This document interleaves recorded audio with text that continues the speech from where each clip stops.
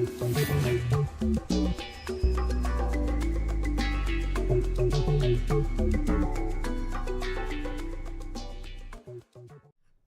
guys, this is going to be a video of all Microsoft today.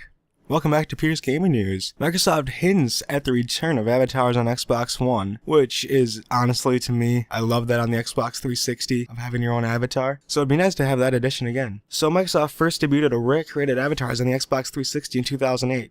But with the arrival of Xbox One in 2013, the customizable characters didn't make the transition to the new console generation, but that may be about to change. Alright, so I guess there was a job posting on the Microsoft site. A few good people are being sought to help bring avatars back to life on the Xbox One. Here's what it said. As we cross the threshold to an unified operating system and product experience across Microsoft, it is time for Xbox avatars to also advance to the next level. One of the other posts says, "Come with us as we take Xbox avatars on their biggest adventure yet in new Xbox experiences. The new engineers will ensure avatars are not only gorgeous, but highly performant across a wide scale of devices." This article did mention with the Windows 8 style setup the Xbox One has, it's going to be kind of hard to see an avatar, pop up out of nowhere. But it's going to be kind of cool idea, I think. Alright, so what do I think of this avatar thing coming back? I think it's going to be, if this article is true, it's going to be really cool to have avatars back on the Xbox One, because that is just a little, nice addition to, the Xbox experience. Because then you can customize your guy how you want, you can make your guy unique, I guess, is how I want to say it. But I think this will be really cool to have this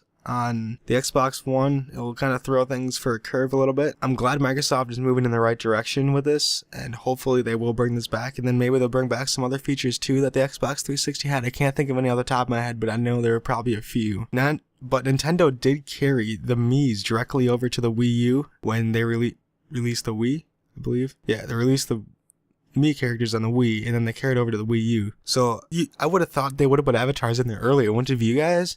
I mean, I would have honestly thought avatars would have been in there day one when the console released, but I thought that was a nice, honest to God, I didn't know that avatars weren't on the console till July of last year. I always thought they were on the Xbox, but then my brother got one and he's like, yeah, there's no avatars on here. I'm like, what? I don't know, it's pretty cool to think that Microsoft is trying to do some fun things now with their console. Alright, on to the next piece of news, and that one is Microsoft makes new assurances on Xbox One DRM policy. Following the Far Cry 4 where users discovered they were unable to play it. On Monday of last week, a select number of Xbox One owners who bought the digital copy of Far Cry 4 suddenly failed to even load. Even if they deleted and restalled Far Cry 4 on their Xbox One, would return to the error code 0x87DE07D1, and their console would ask whether the game has been purchased or not. Curiously, the error appeared to coincide with the game's surprise and seemingly accidental removal of the Xbox One Marketplace. In early hours of Tuesday morning, Microsoft managed to relist the game on the Xbox Live Marketplace, and users found that their boot problems had suddenly ceased. Alright, so that kind of brings up a few questions here.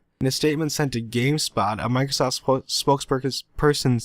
spokesperson said if customers own the rights to a game, they can visit their download history and initiate a re-download whenever they please, even if the game has been delisted from the Xbox store and no longer available for purchase. But with regards to digital games, Microsoft's support page states that Xbox Live connection is mandatory to certain circumstances. The company writes, if the game was purchased in digital form and the owner is unable or unwilling to enable sharing, the owner has to be signed in and connected to Xbox Live for that game to be played. Okay, that sounds like DRM to me. I don't know, I really wish Microsoft wouldn't work all sketchy and oh, I wonder what they're gonna do next. Remember they wanted DRM, or that's how they presented it. They really never wanted DRM, but that's how they presented it at, what was that, E3 or whatever, the Xbox party thing. I honestly think Microsoft is trying to do the right thing here, but I honestly think that they slipped up on this one. It sounds like DRM. When I read that, it sounds like DRM to me. Let me know what you guys think. Do you guys think it's a good idea for Microsoft to have this, or think it's a bad idea for Microsoft to I don't know how it would just randomly disappear from the store like that. That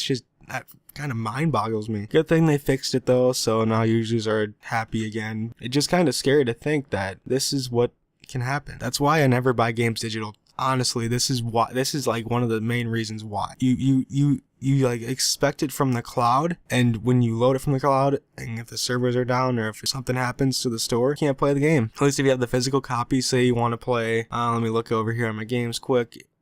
If you want to play FIFA 15, you don't have to worry about that because you have the physical disc and you can play it offline. No DRM involved. I know I say but a lot. But in this whole thing here, I think it might have just been a mistake on their part, but it's still really sad to think that this is what can happen. Like, they could just take the games off the store. We'll have to see in the next coming months to see where this is going to be going and how it's going to be working. Alright guys, make sure to like, comment, favorite, and subscribe, and follow me on Twitch, Twitter, and Facebook. I will talk to you guys tomorrow. Have a good one.